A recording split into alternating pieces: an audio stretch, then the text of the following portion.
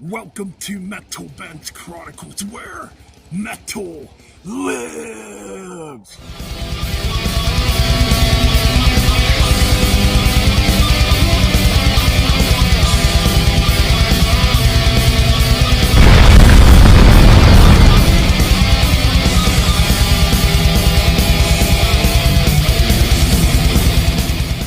Videos like this are never easy to make, especially if an artist has influenced you or inspired you in some way.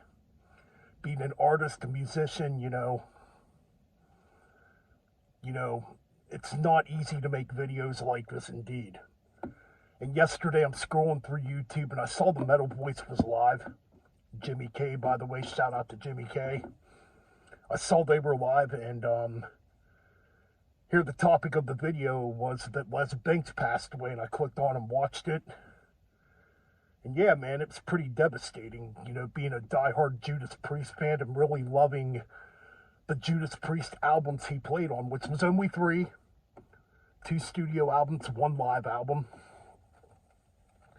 And, he played on these 3 great albums, being the first one he was a part of, 1978 Stained Glass, which to me is an absolute classic Judas Priest album. To me, it's the first album, too, where you get the Judas Priest logo that became famous.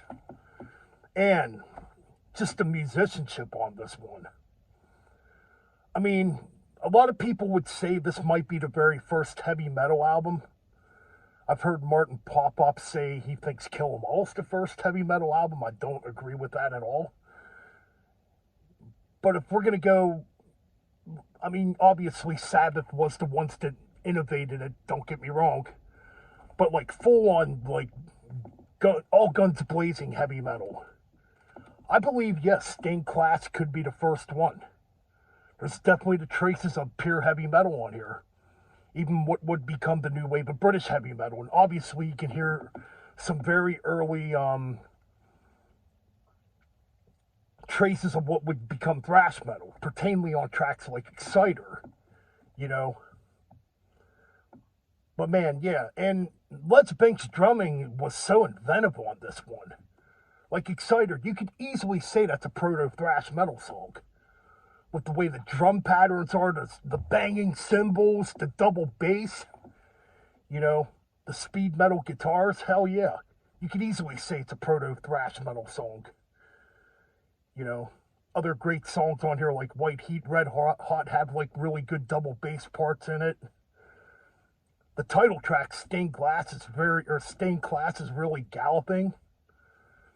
And he had a co-writing credit on Beyond the Realms of Death, man. And he actually wrote the guitar line for that.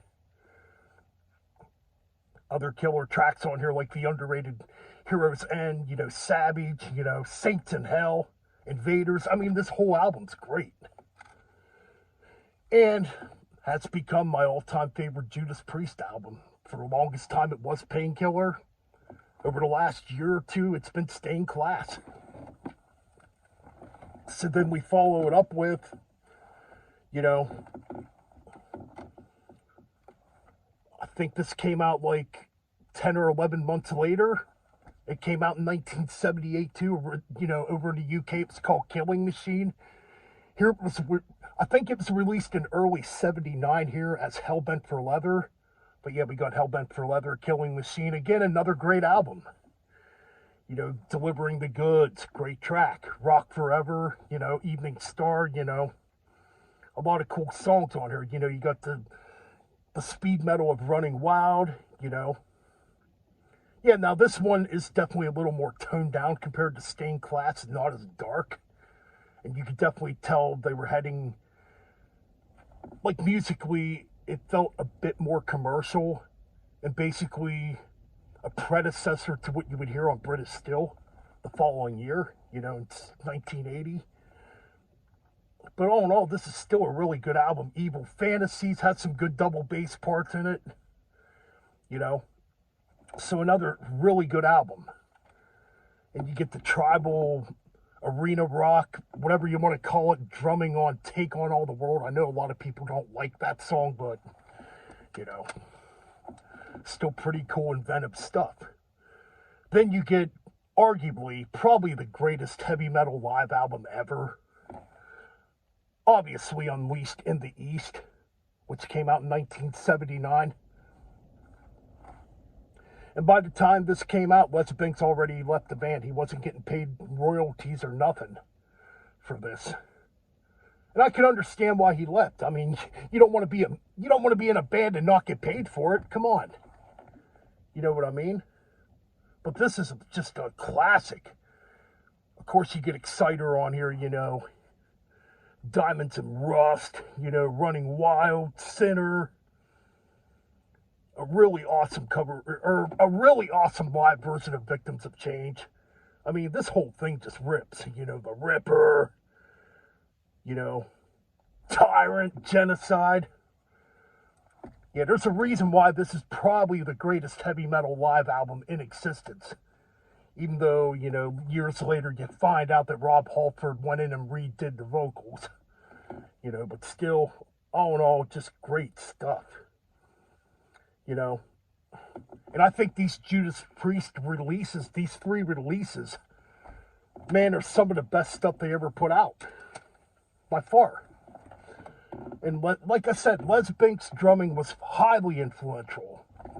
Now, I didn't realize, you know, I didn't really know much about Les Binks before, say, besides being in Judas Priest.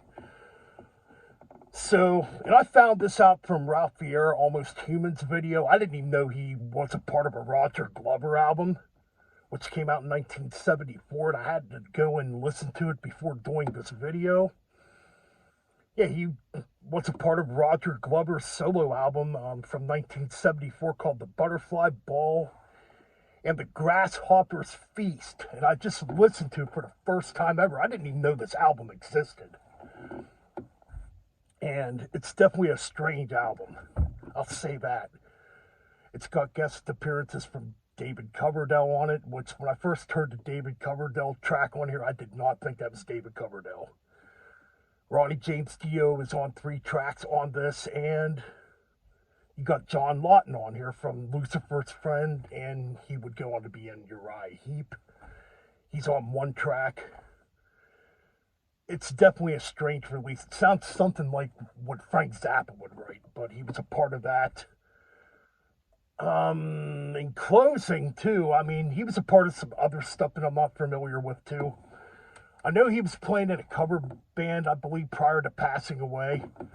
And he was in KK's Priest when KK Downing made his comeback a few years ago and put together KK's Priest. He was actually the drummer in KK's Priest, but had to leave because of an injury, which kind of sucks. It would have been interesting to hear what, you know, the 2 albums that came out, you know, what they would have sounded like if they would have had Les Binks on drums, but unfortunately that didn't happen. But yeah, he was an early member of KK's Priest. But in closing, man, I mean, I think, no, it's not that I think, I know, in my mind, that Les Binks was definitely the best drummer Judas Priest ever had. Now, yes, if Simon Phillips would have became a full-time member of Priest, that might be debatable, because Simon Phillips did some damn great drumming on Sin After Sin, and did some very innovative stuff on that album. But he was only a session member, so that doesn't really count. So yes, easily, Les Binks was the best drummer Judas Priest ever had. You know, it's a shame what happened in 1979 that he didn't continue on with the band. It would have been really interesting to see what those 80s Judas Priest albums would have sounded like with his drumming. You know, nothing against Dave Holland and what he did. Rest in peace to him also, even though we're not going to get into that. I mean, the thing about those 80s Judas Priest albums, obviously the drumming was dumbed down. It was a lot more simplified. And Dave Holland was basically in there to be a pocket drummer, if that makes sense. You know. And I just think those 80s Judas Priest albums would have sounded better if they would have had Les Binks on drums.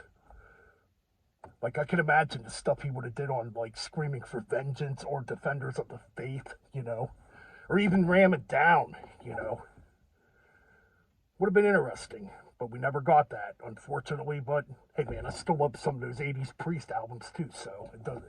We didn't completely lose anything when it comes to that aspect. Even though I do think they would have been better with Les Binks on drums, like I said. Anyways, in closing, rest in peace to Les Binks. Definitely one of the earliest examples of a drummer that was playing like proto thrash metal, proto speed metal type of stuff early on. Yep, so yeah, rest in peace to Les Binks. Alright guys, peace.